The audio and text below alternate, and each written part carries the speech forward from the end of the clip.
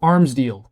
The Arms Deal update, released in August 2013, is often seen as the single most important update in CSGO's history. Before this patch, Counter-Strike was purely about gameplay. There were no skins, no cases, and no marketplace. That all changed overnight when Valve introduced weapon finishes, cases, and ability to buy, sell, and trade cosmetics through Steam. The update launched with 10 weapon collections and 2 cases, the CSGO weapon case and the esports weapon case. These were the very first cases in the game, and for the first time players could unbox rare items. Alongside them came Stat Track, a feature that counted your kills directly on the weapon, making skins feel even more personal and collectible. It wasn't just about cosmetics. The Arms Deal update also added the silenced M4A1S and USPS, weapons that became staples of CSGO. Both had detachable suppressors, lower recoil, and quieter shots, offering new tactical options compared to their unsilenced counterparts. Another surprising twist was how the update was revealed. It wasn't Valve that dropped the news, it was the legendary team Ninjas in Pajamas who introduced the update live. This unusual rollout only added to the hype and confusion. The Arms Deal update was controversial because it changed CS forever. Some players hated the idea of skins, fearing it would cheapen the game. Others loved the new economy and personalization. Either way, this update created the billion-dollar CS skin market that still drives the game today. R8 Revolver. In December 2015, Valve dropped one of the most infamous weapons in CSGO history, the R8 Revolver. Branded as a powerful alternative to the Desert Eagle, the Revolver cost only $850 and could one-shot armored opponents to the head and sometimes even to the chest or stomach. Within hours of release, the R8 was dominating both casual and competitive matches. The weapon had 2 fire modes, a powerful primary that required holding down the trigger and a faster but less accurate secondary fire. On paper, that made it a balanced, high-risk, high-reward pistol. But in reality, players discovered bugs and unintended mechanics that broke the game. By holding right-click and tapping left-click, you could fire instantly with the accuracy of the slower mode. Even worse, the gun was so strong that you could kill enemies while running, jumping, or even defusing the bomb, things no other weapon allowed. The community reaction was explosive. Forbes ran articles calling the gun game-breaking, while Reddit was filled with memes and complaints about every match turning into Revolver Go. Professional players criticized Valve for introducing such an untested weapon right before big tournaments. Just days later, Valve issued emergency nerfs, drastically reducing the R8's power and fixing the exploits. But the damage was done. The Revolver had left a permanent mark on CSGO's history. To this day, the R8 update is remembered as one of the worst received updates the game has ever seen. Hitbox Change. The Hitbox update, released in April 2015, is one of the most controversial gameplay changes in CSGO's history. Before this patch, hitboxes were clunky, outdated, and often didn't match the actual player models. Bullets would sometimes pass right through a shoulder, arm, or even a head because the hitbox didn't properly align with the animation. Valve's updates aim to fix this by reworking hitboxes to better fit character models, making them more consistent and accurate.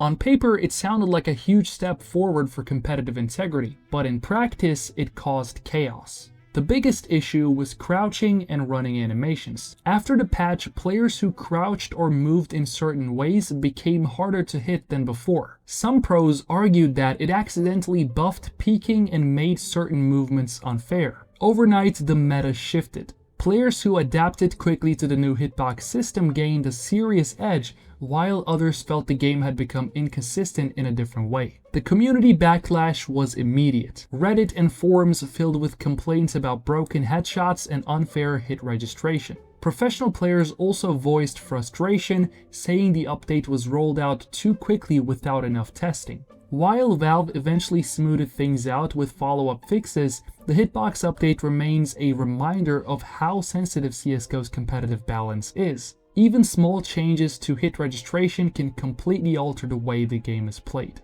SSG08 Nerf. In September 2016, Valve released a patch that changed how accuracy worked mid-air, and it shook the game balance in a big way. Before this update, the SSG08, better known as a Scout, had a unique mechanic: jump shots. Skilled players could jump, fire at the peak of their leap, and land accurate hits. It was flashy, risky, and surprisingly effective, especially in eco rounds. The updates reworked airborne accuracy entirely. Instead of regaining accuracy during the fall, weapons now became more inaccurate the longer you stayed in the air. The only way to land a precise jump shot was to fire at the exact peak of your jump. On paper, it was meant to reward skill and timing. In practice, it almost killed the jump shotting playstyle. The Scout was hit the hardest. What had been a reliable budget sniper suddenly felt inconsistent. Lag compensation, scope behavior, and timing issues made it nearly impossible to pull off jump shots consistently.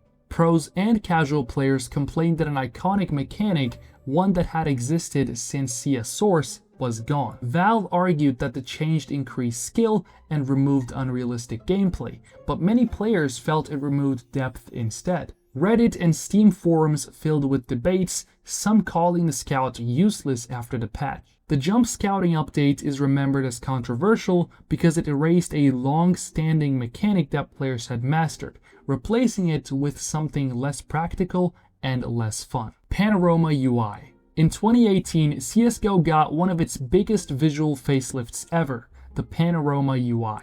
This wasn't a small tweak. It replaced the entire menu system that players had been using for years. Instead of the old scale 4 menus, Panorama brought in a modern, sleek design that looked more like a web application than a traditional game menu. The new UI featured animated 3D character models in the main menu, larger inventory grids, smoother transitions, and a more polished look overall. It felt like a step forward into a new era for CSGO, finally catching up with modern standards in design. Players could spin their skins in 3D, inspect agents, and enjoy a cleaner, more immersive experience before even jumping into a match. But not everyone was happy. Some players complained that Panorama was all style and no substance. The beta release was buggy, with missing features and frequent crashes. Competitive play wasn't supported at first, leaving many to question why Valve was spending time on cosmetics and menus instead of fixing core gameplay issues. Others felt the new menus were slower to navigate compared to the simple, functional old ones. Despite the criticism, Panorama eventually became the default, and over time most players grew used to it. Still, its launch was controversial because it highlighted Valve's priorities, presentation and polish, even if it meant frustrations during the transition. MP5-SD Release.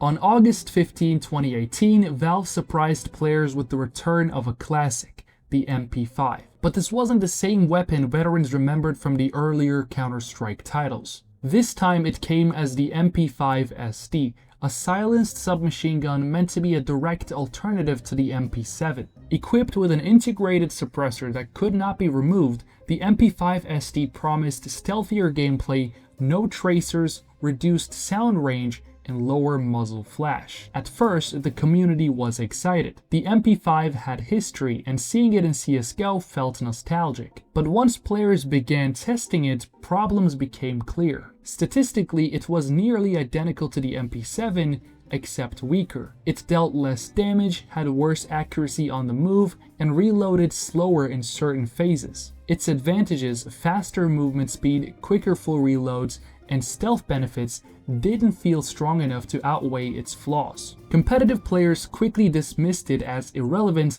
calling it a side grade that no pro would realistically use. Others criticized Valve for introducing what felt like filler content instead of addressing balance or gameplay issues. Casual players enjoyed the novelty, but the excitement didn't last. The gun never found a real place in the meta, overshadowed by more reliable SMGs like the UMP or MP9. The MP5-SD's release was controversial not because it broke the game, but because it highlighted Valve's habit of adding content that looked exciting but lacked practical value. For many, it felt like wasted potential. AUG Meta. In late 2018, Valve made a small change that had massive consequences. They lowered the price of AUG to $3,150. At first glance, it seemed minor, just $150 cheaper than its previous cost. But this adjustment made the AUG only $50 more expensive than the M4, instantly making it a viable option for counter-terrorists. What followed was one of the most controversial metas in CSGO's history. The AUG wasn't just another rifle, it had a built-in scope, higher armor penetration, and better long-range accuracy compared to the M4. Suddenly, teams at every level started picking it up. Pro matches became filled with scoped rifles, turning what had been a niche weapon into a must-buy. Players who had dismissed the AUG for years now considered it overpowered. The controversy came from how drastically the game's balance shifted. Watching competitive play turned into a showcase of AUG dominance. Long angles were easier to hold, headshots felt effortless, and the weapon blurred the line between rifles and snipers. Community members accused Valve of breaking the game's identity by forcing the AUG into the spotlight. By March 2019, Valve responded, raising its price back to $3,300. The AUG immediately fell out of favor, returning to its old role as a rarely used rifle. Many saw the episode as an experiment gone wrong, while others argued it proved the weapon pool could be shaken up with just one tweak. Either way, the AUG meta remains one of CSGO's most infamous balance shifts. CS2's release. In September 2023, Valve officially launched Counter-Strike 2, promising a full upgrade of CSGO to Source 2. On paper, it was supposed to be a celebration. Better graphics, improved servers, redesigned smokes, and a cleaner, modernized experience. But for many players, the release turned into one of the most controversial updates in Counter-Strike's history. The biggest issue wasn't what CS2 added, it was what it took away. Overnight, CSGO was gone from Steam. Players no longer had the option to return to the old game, and this forced migration sparked frustration. At launch, CS2 lacked many core features.